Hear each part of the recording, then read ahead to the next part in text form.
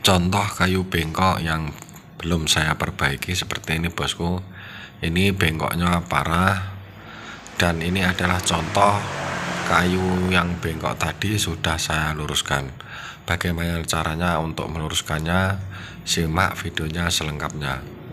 Buat yang baru mampir, jangan lupa subscribe, like, dan bagikan. Terima kasih. Untuk cara pertama, ini kita buat api. Ini jangan sampai menyala bosku, cukup aja ini sebagai arangnya seperti video ini bosku.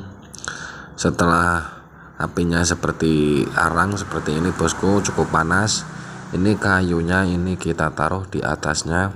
Dan yang lebih penting lagi, ini untuk bagian yang bengkok ini ditaruh di bagian atas dari apinya.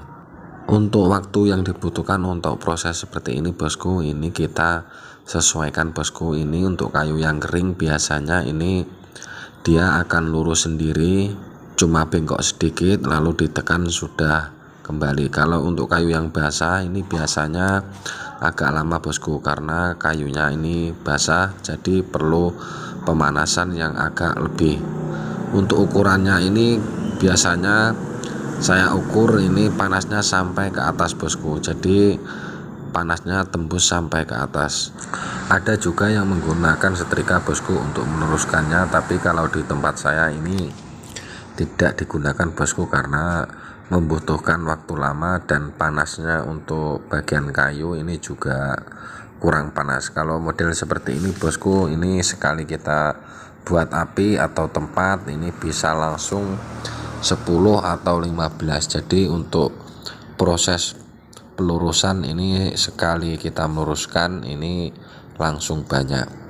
Dan tip dari saya yang terakhir, untuk kayu yang masih basah dan kering ini berbeda bosku. Kalau untuk kayu yang kering ini bisa lurus saja, tapi kalau untuk kayu yang basah ini kita harus melewatkannya waktu memanaskan.